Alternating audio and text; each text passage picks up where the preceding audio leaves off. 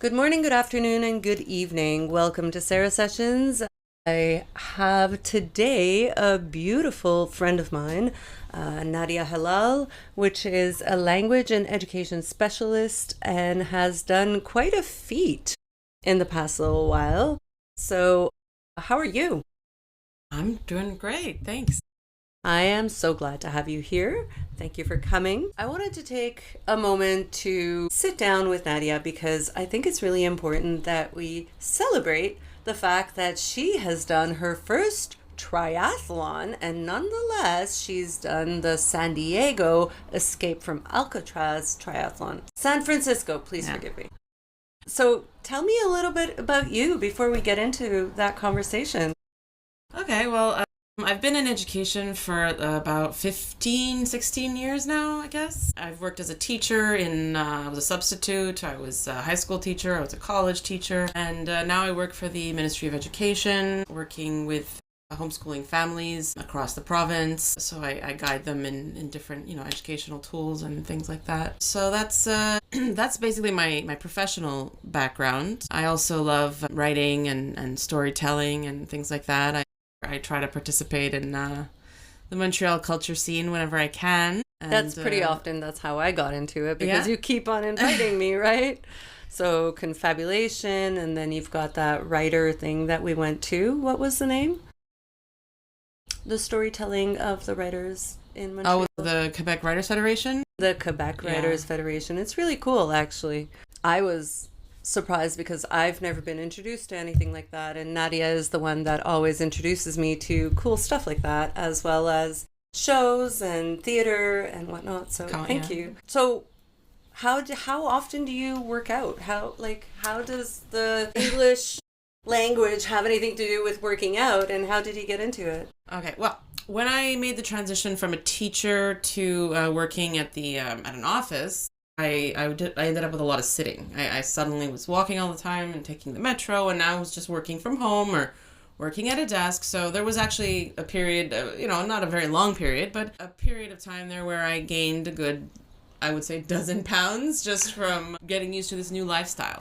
So that's where I was. Let's picture me. That's how I was when I found out that I won a random draw. I mean, this event, this San Francisco triathlon, is so popular in the world. If you Google top triathlons in the world, it's always in the top 5. Like often it's number 1. It's like the most coveted, the most popular. The one that everyone who loves triathlons wants to do that at least once in their life. It's like a bucket list thing for a lot of people. It wasn't really a bucket list thing for me, but it was a friend of mine had mentioned it years ago in the pandemic when there was nothing else to do. We were just like, we started walking outside and biking more and swimming just because there was nothing else to do, right? And she mentioned this triathlon, and I thought, oh, that looks kind of cool. But she says, oh, no, but we can't qualify our way in. We're not that good. So the only way we could get in is by a random draw. So put your email. You never know. I'm putting my email for like 4 years. Okay. 4 years. Yeah, since 2020. I'm like, oh, yeah, it's going on 4 So years. you thought in 2020, I'm going to do the... Well, I really, I don't know. I definitely don't know if I could have done it then. Being that I was a teacher back then, and I didn't have the free time that I have now. As a teacher, you're always prepping, you're marking, you don't have a lot of free time. Really, you don't. Maybe in the summer a bit, maybe at Christmas time, but not consistently throughout the year. So I feel like these things happen for a reason, and I happened to win this coincidentally at a time when I'm working from home most of the time, or I'm working at the office 2 days a week, but majority of the time I'm working from home. So I suddenly realized, well, I can stop working at like 4 or 4:30, and I don't need to mark, I don't need to prep. I can just go to the gym, right? I can just go for a run, I can go for a swim, I can go for a bike ride. So I started bit by bit. Like I started going to this gym near my house once a week, and then I did it twice a week, and then it was 3 times a week. Then I Is that the fitnesserie that Yeah. that you introduced me to? Yes, La Fantastic. Fitnesserie in Verdun, wonderful gym. Very small, but like the coaches there, they're like, they really take the time to they care about everyone. They know everyone by name, and it's wonderful, their classes. So I was going there eventually 3 times a week. I was swimming. I was always swimming once a month or so, but then I started swimming every week, sometimes more than once a week. I purchased a wetsuit because I don't know if you're aware of the temperatures in the Pacific Ocean. Was that a little cold? I'm trying to create a picture for you to ever picture like water with ice cubes in it, and it's just like you can see the frost on the on the outside glass. Imagine jumping into that. That's what it felt like. For a swim, yes. Not just for a 5-minute dip. Not for like going to the spa and jumping in and out. No, for like going a kilometer or 2 kilometers. Yeah, no, it was definitely. I've never done anything remotely close to that. I have swum in the Atlantic Ocean. I have swum in the Mediterranean Sea. I've swum in many different seas that were salty, but never this blisteringly cold. So that was so I probably didn't prepare enough for that as I should have. I don't know how I could have prepared better for that though. Cold plunges. Yeah. But you were already doing so much. I knew that no matter what, I would have swum. Like nothing would have stopped me. I wouldn't have been like, oh, it's too cold, I'm just turning around, right? So thank God the swim part is the first part of the event. So you get it out of the way and then you move on. So anyway, I was swimming consistently. I was biking to work once a week. Then I started biking to work twice a week, and that's about 10 kilometers from my house to work. So that would be 20K there and back twice a week. Plus every weekend I would go on a longer distance bike ride. So I was doing 3 considerable biking trips a week. Then I started just trying to do extra things wherever I could fit them, like tennis or yoga or just things to break the monotony, because I kept wanting to do more, add more. I'd go to work and we're on the 8th floor, and I would just go down by the elevator and then go up 11, like the whole building is 11 flights of stairs, and I would just go up and down because that's what they advised us to do. They're like, there's a lot of hills, there's going to be a sand ladder you're going to have to climb. Like, we advise you, if you have stairs in your proximity, to just keep practicing on stairs. So I was doing that every time I went to work. Whatever I could do, I was. Let me ask you, did you have any idea how to train for a triathlon before you put your name in for that contest to be drawn? Not really. I did do a half triathlon in 2020. So it's not true that I've never done a triathlon. I have done one, but it was like the distances were considerably smaller. But I've always been a swimmer biker. It's the running part that's kind of new to me. So in high school, I ran, but I ran short distances. I was a sprinter. I never did long distances. For me, 400 meters was too long. So even 5K is long for me, was long for me. Mm-hmm. And this Alcatraz race involved 13 kilometers. That was the ending of it. So that part freaked me out more than anything. So I joined this running group, and that's what made a huge difference. So if you're familiar with Verdun, it's called Bouge Bouge. I joined the beginner group because, let's face it, I could not run 1 kilometer without stopping to walk. So I had to join the beginner group. It has made the biggest difference in my life. I run now every week, regardless of how hot it was. Like I ran this week, even though it was like 38 degrees when I went out. Nothing will stop me from running now. It's like my new favorite thing. Fantastic. And were you like a sports person or very active during your youth, or like, do you have a love of sports ever since you were young? And have you been active all your life? Or is this something new? Because I'm thinking about the new people out there that don't have the capacity of maybe using their knees with that impact of the running, or don't have access to a swimming pool, or just don't have any kind of backup in terms of active lifestyle. How would they go about how would they go about to start? It's 2 very different things here you're talking about. The first one is my childhood, yes, was very active. So if you had an active childhood, which many people do, so I was swimming at a very young age. That's like, thankfully that my parents put me in swimming, classes. I was on a swim team in elementary school. I was swimming, 40, 50, 100 laps in a pool before I even moved to Canada. So as a child, I was doing that. I loved swimming. That was always my number one passion. The biking started a little bit when I was a child, but then more in my teenage years. I would bike in the neighborhood in the West Island. But it was always for pleasure. It was never for racing. It was just for fun. But that's something that I think anyone can get into. You can buy a stationary bike on, I don't want to promote Amazon, but somewhere secondhand you can buy social media. I mean, I have tons of, you can look it up, Craigslist, whatever. People are always getting rid of bikes because they're not using them. So you can get a bike for home for winter and a bike for outdoors. You can use a Bixie. You can, whatever city you're in, they have bike services you can rent without having to buy one if you don't want to, right? So that was something I had to learn to start biking faster. So luckily, when I started biking to work on a regular basis, I would check how long it took me, and then every week I tried to beat my time a little bit, even if it was like 20 seconds, 30 seconds. So these little mini goals were, helped me a lot. So when I first started biking to work, it took me 45 minutes. And at the last time I biked to work, it was 30. That's between March and June.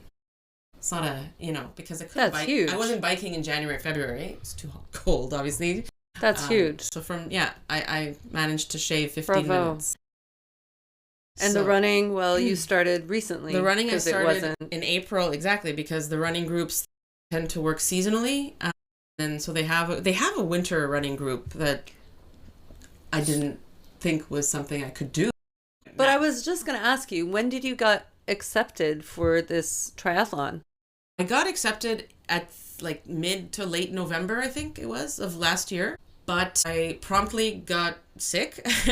As it happens, I thought it was COVID. It wasn't. It was just the flu or something. But I got sick, and then I recovered. But then it was like Christmas party after New Year's party. So December is not the best time to start a working out regimen. So I just said, you know what?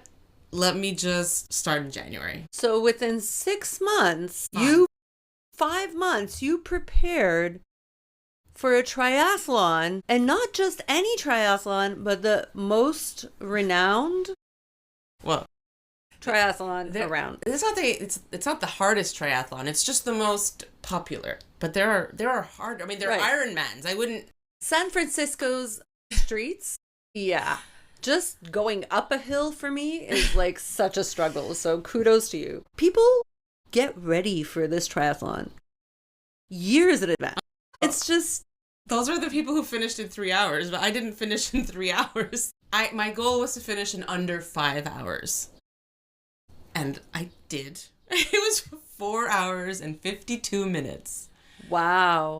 So can you tell us the length, the kilometers in terms of the swimming and then... Yeah, so... the biking and the running. A traditional Olympic triathlon. I'll tell you what a typical one is, and then I'll tell you what this one is, because it's not exactly the same. So a typical Olympic triathlon is 1.5 kilometers of swimming, which in a pool would be, I believe, 30 laps. Not 30 laps, 60 laps, because 30 laps is 750. So about 60 laps in a pool. And then it would be followed by 40 kilometers of biking, and then 10 kilometers of running. This event, because it functions around the landscape of San Francisco, the whole gimmick of it is like they take us on a boat very early in the morning. Like we have to be up at 3:30 in the morning. We got to eat. We got to get ready, take a shuttle, this that. We end up on some boat near Alcatraz Island, and the what they originally told us was it's 2.4 kilometers to shore. That's insane. Like that's more, significantly more than a traditional Olympic triathlon. But on the day of the event, it was extremely windy. Actually, that whole weekend was very windy. So they almost canceled the swimming part. In a previous year, when it was that windy, they had canceled it. So, but I think a lot of people were like, no, don't do it. We'll just bring the boat closer to shore. Don't cancel it. So anyways, because there was a lot of people who really wanted to do it, they decided we're going to bring the boat like closer because I don't know if you know about knots, and it was like 3.2 knots of wind current or whatever. So it would have been too much. And I think because a lot of people were doing this event for the first time, I think the risk was too high that there would be missing bodies or something. So they brought the boat significantly closer. I couldn't tell you exactly the distance I swam, but it was under 30 minutes. So I had been training to do an hour of swimming, and it was half of my time. So that tells me that the boat went a lot closer than it was supposed to. It wasn't 2.4 kilometers. I don't even think it was 1.5 kilometers. I think it was a bit less than that. But it was extremely choppy. It was extremely wavy. It was extremely cold. I hyperventilated the first 5 minutes. Couldn't, I had to keep looking for people to point me in the right direction because I didn't have contacts on. I wear glasses, so I was just kind of like following the noise kind of thing, and then occasionally like a canoeer would help me, or a kayaker, sorry, I should say, would help me in the right direction kind of thing. So I made it in about under 30 minutes. So instead of the traditional 40 kilometers of biking, it's actually 29 to 30, something like that. It's in miles. It's I'm giving you the kilometer equivalent, but they have it. I think it's 18 miles, if that means anything to you. Which sounds great. It's less than a traditional, but it was hill after hill after hill, and I don't even want to say hill because it sounds like pleasant. It felt like mountain after mountain after mountain. I mean, we were so high at some point. I was looking down like what was a cliff, and I'm like, the people on the shore were tiny ants. We were really high, and I biked up there like. It was extreme. In the wind. Yeah, and with this crazy wind, sometimes helping me, sometimes not. Going down was also scary because we'd go down so fast, and I was scared. I didn't know. Fly over your bike. Exactly. I couldn't even see sometimes the end of this decline. So I was scared that I would turn too much or turn too fast and then fly off. And I saw at least 2 injured people in that part of the race. But anyways, I finished it more or less on the bike. There's in the last maybe 30 minutes, I had to get off certain points because I couldn't. My glutes were starting to suffer, and I knew I had to save some energy for the run. So if it was just ending on the bike, I could have done it all, but then I knew that I still had to face 13 kilometers of running, not on a flat surface either. So the running was also up and down. So I finished the bike in about 2 hours, and the run took me almost 2 hours as well. And that was in my energy. I started to get really hungry at that point. So there's not much you can do. You have a granola bar, you have these water with drinks, energy drinks. They don't really help with the hunger, but you just keep going. I managed to run most of it. Like I didn't really stop to walk a lot. If I did, it was just to drink some water, and then I kept going. And so I mean, I was running slow, but I was running consistently, which is what made me the most happy, that I was able to do that. And even in the last, let's say 150 meters, I sprinted at the end because I remember my running coach telling us all, like, always save a little bit of energy for that last little sprint there, and so that was fun.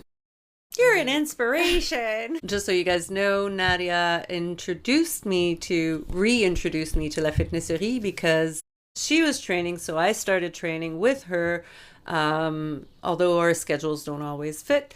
But it was fun, and now I'm still going at it, so thank you for that. Maybe I'll join you for the run eventually. I have another question for you. When you finished the race, what was the first thing you were thinking?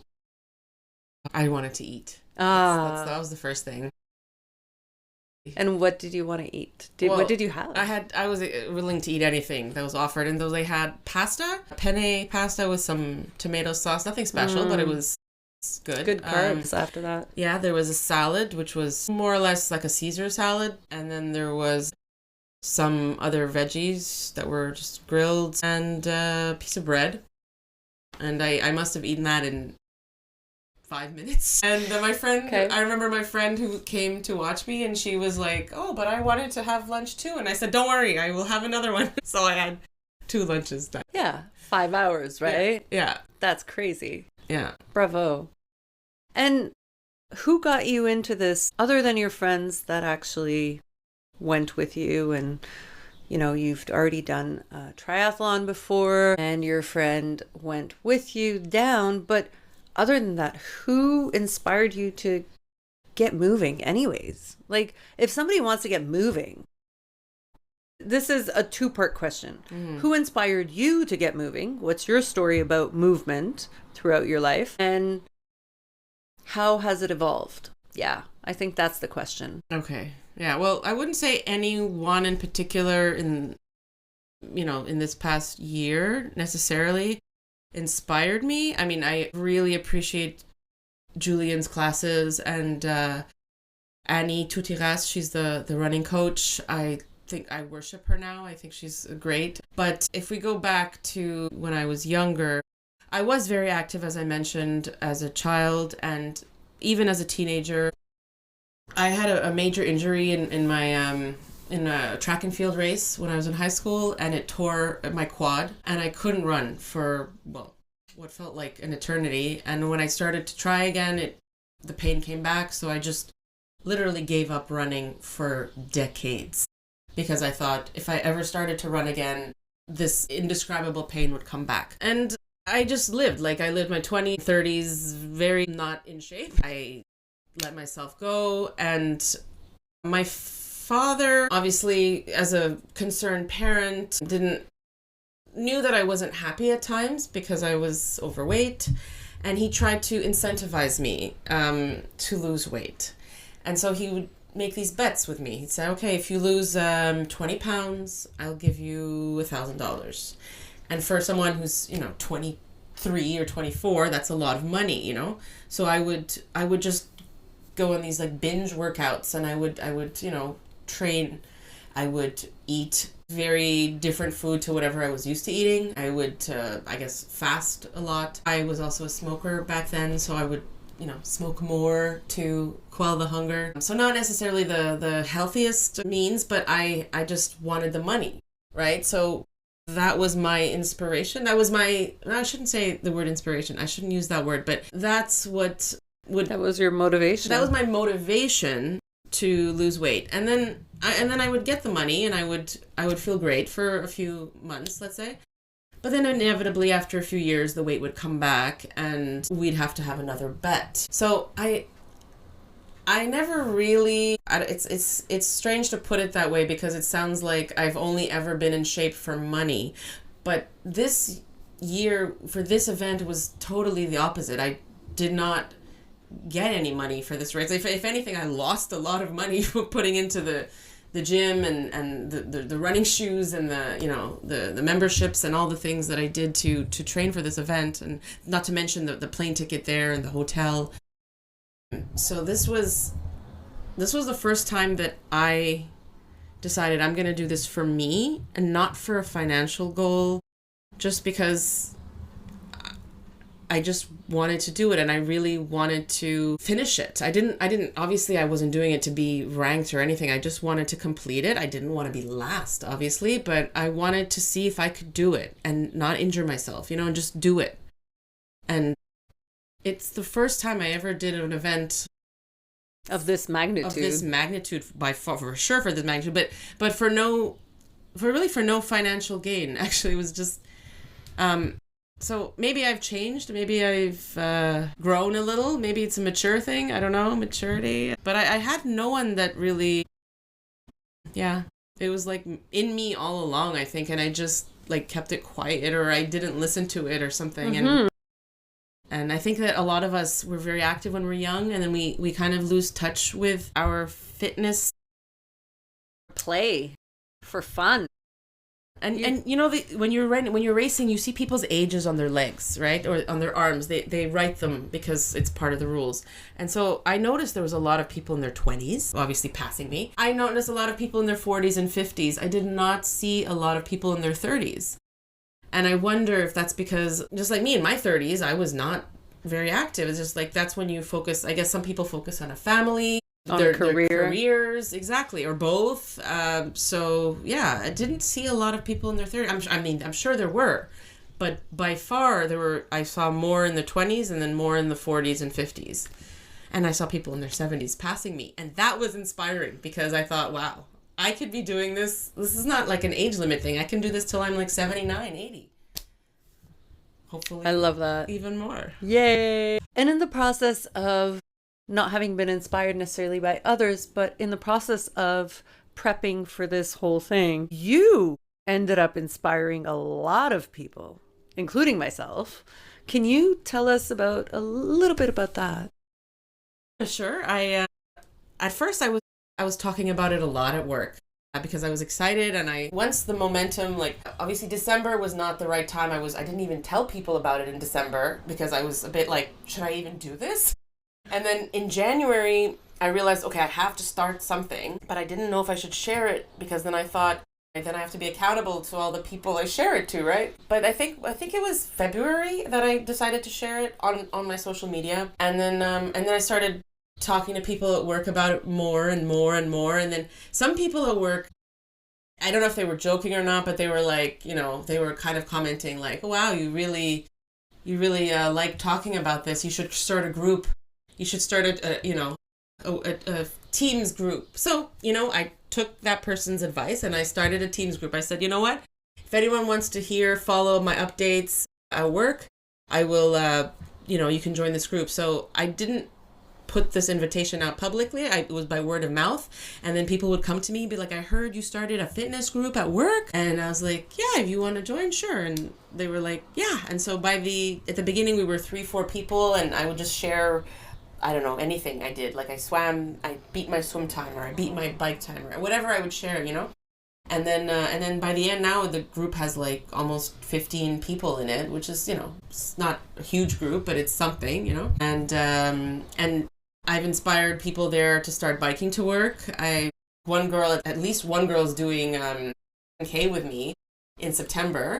So the Bouge Bouge has an event September 15th, and we signed up for the 10-kilometer run. A bunch of us are doing this run for cancer in October as well. That's only 5 kilometers, but still, that's, I'd like to think that, I've helped or I've inspired them a little bit to do the... And can I ask you a little bit about your transformation, your mental mindset transformation, your physical transformation, and the transformation not only physically from the outside, but from the inside? Like, how has this event changed you?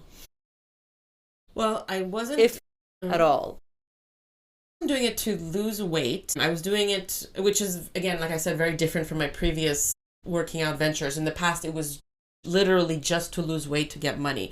This time I was like not caring about the weight, but of course I would look at the scale every now and then, and I did lose about 15 pounds throughout the year. But I think more than anything, I gained muscle. I gained a lot of muscles. I definitely feel like I'm significantly stronger.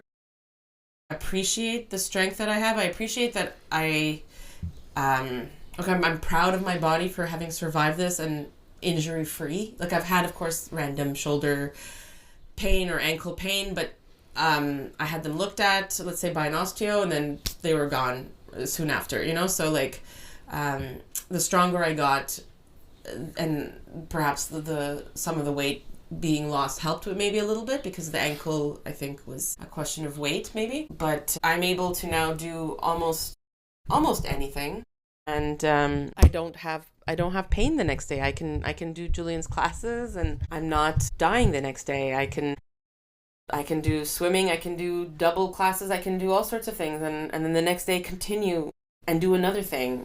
And I love the variety of things that I do. Like I'm going tonight I'm going swimming. Tomorrow I'm going to the gym on my lunch break. So it keeps you busy and it keeps you going. Yeah. It gives me, it feels like limitless energy. Like people cannot believe how you do all that, and then you want to go dancing on Friday, and I'm like, yeah, well, that's a form of movement, it's a form of exercise, of course I like that, And then I can even play tennis on the same day. And then like I did last Friday, I played tennis on my lunch break and then I went dancing in the evening. It's like the more energy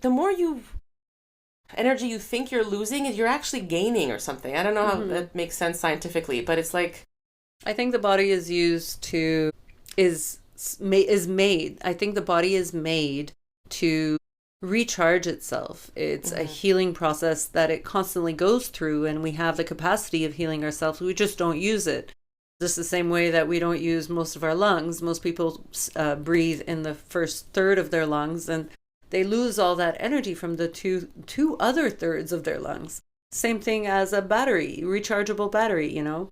I don't know if you remember those batteries that you could just press on each side with a little thing and it recharges itself for a little while. Vaguely. Yeah, way back when. That's dating me. But the body, the more you use it, the more energy it actually creates, right? And clearly you have tons of it doing everything that you do. And the sleep. I mean, the sleep is so much better and sounder. So if you were to name maybe 5 different things that this has added to your life. Well, I almost feel like I don't need a therapist because let's say my head doesn't have the time to process any negative energy. Like, I don't know how to explain it. So especially, of course, after a workout, it's like a veil or just these clouds of negative energy just disappear. So mentally, number one thing I could say is if you are a person who is a bit anxious like I am, this is the best thing you can do. If you're slightly depressed, this is also the best thing you can do. So I think I have a bit of both. I do different things on different days depending on how I feel. It helps in every area of my life, of my mental well-being. So that's by far the number one reason. Number 2, I think just for social reasons, I love going to the gym and chatting with people and, you know, meeting like-minded active people and people who say, hey, let's go to the park, let's go for a run, why don't we go biking together? Like, just, it's meeting people, spending time with people who would rather spend a weekend or a week evening versus like, not that there's anything wrong with going out to a bar or to a restaurant to drink and eat. I've done that most of my life. I love that too. But I guess it's like I'm at a time in my life where I want to engage with people who I've been ignoring most of my life. Like those people who want to live life in other ways. More, like expansive vivacious ways. Yeah. Yes. Vivacious. I love that. Yeah. So hiking is another thing I've been doing. I try to do, it's hard when it's 30 degrees and over, so I'm not doing it right now. But I love hiking. So it's changed quite a few things. So you said hiking, meeting people, it's changed your mindset, it's changed your body, it's changed your eating habits. Oh, yeah, for sure. I eat much cleaner now, and when I eat something that doesn't which I know I shouldn't be eating, for like something fried, my body immediately gets upset with me.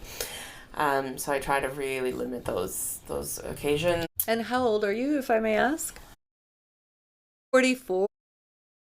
Perfect timing too, right? Because it's at our age and even younger. If we don't do any exercise in our 30s, then we don't build that bone density and that muscle mass that we need as women to actually grow into our menopause and be healthy, not kind of go wonkers like some of us do.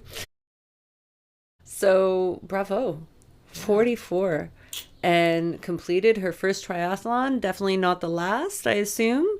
Olympic triathlon. I did first Olympic triathlon. I did a sprint. It's called a sprint triathlon. Okay. I did one in 2020, and I intend to do one in September as well. Another triathlon. Another sprint. Another sprint triathlon. Plus the 10 kilometers. Which I call now a baby triathlon. That's so cute. A baby triathlon. I love that. So are you going to start doing triathlons every year? Is that what's where are you going from here on, right? Great question. So a lot of people have asked me, oh, are you going to do that again? Are you going to go back to San Francisco and do that again? And I said, well, probably not. First of all, because again, I'd have to win or, a random draw to get in. And two, like, I'd rather I love to travel, you know that, right? I love to travel, and I'd rather just look at other countries that have events that are similar. And this way I find that it's such a beautiful way to combine traveling with something I love with another thing I love, right? So I was in San Francisco for 5 days. For maybe 3 of those days I was obviously preoccupied, but I still had got enough time to see a lot of the city. Great. And so my friend that came with me, we had a look at triathlons around the world that are, well known, let's say. And we chose one in Thailand. It's called the Laguna Phuket Triathlon. So it's in November it's in November every year, but I'm not thinking of going this November, but I'm thinking of going in November 2025. So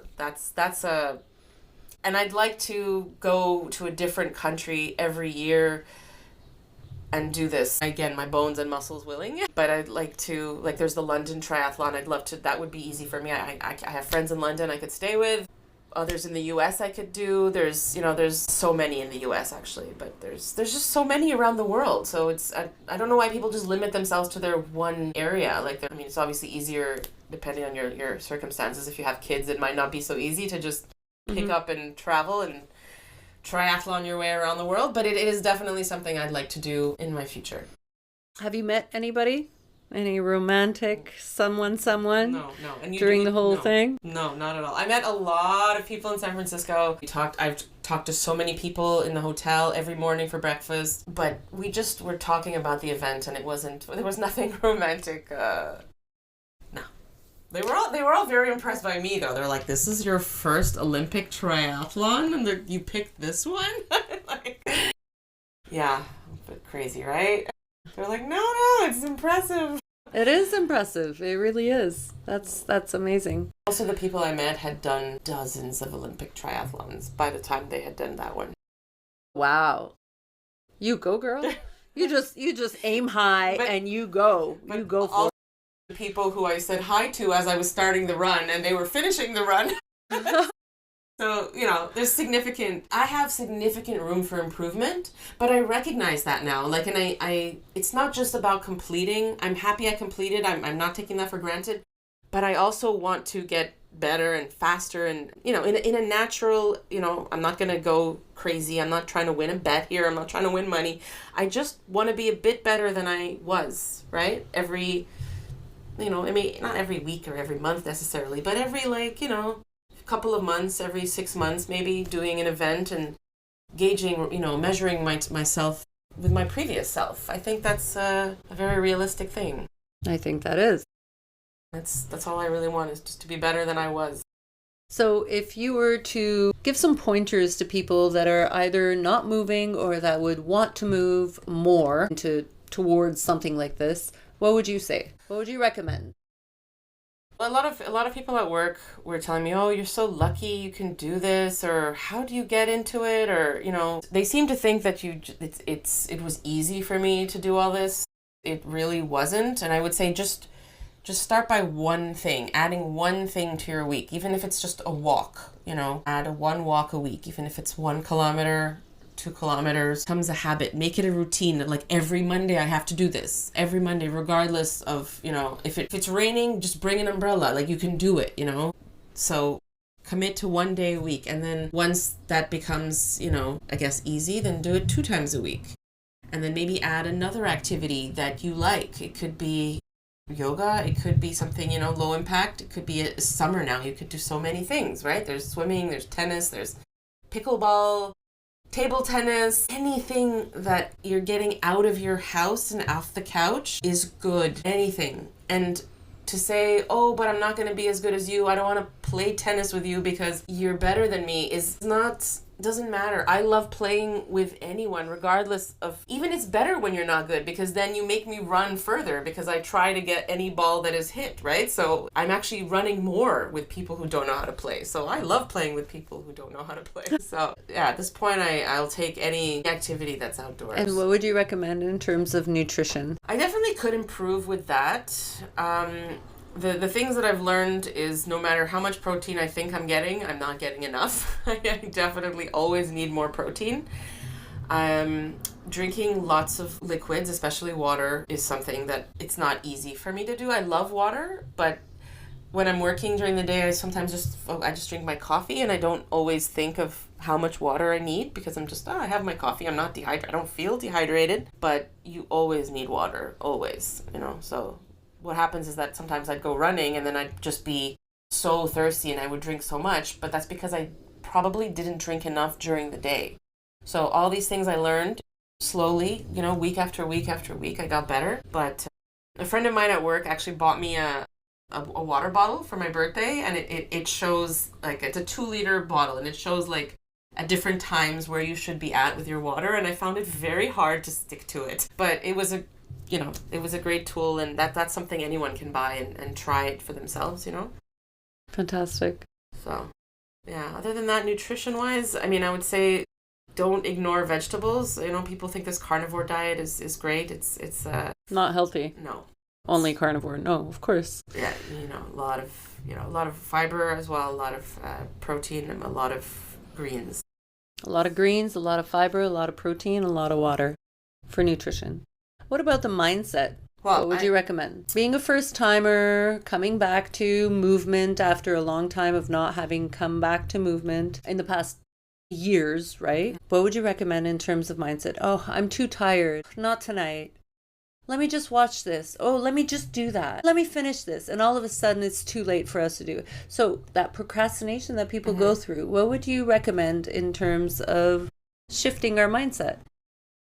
That's a very good question, because I'm the queen of procrastination, or I have been in the past anyways, and even now that the event is over, I find I have to really tell myself, Nadia, you have to go to the gym. Like, you can't, but I'm tired and I don't have an event this month. But I still go. So I think it's just about respecting yourself and knowing, you have to know that how quickly it is to spiral back. You work so hard to get to a certain point, so you set up these routines for yourself. So I'm going to walk every day, or I'm going to run every day, or not every day, but like once a week or twice a week, or I'm going to do if you have a plan that you're doing, let's say 5 different things in a week, and out of those 5 things, I'm saying that sounds like a lot, but it could be just you're walking one day, you're doing yoga on another day, and then you're walking another day, and then you're maybe you're doing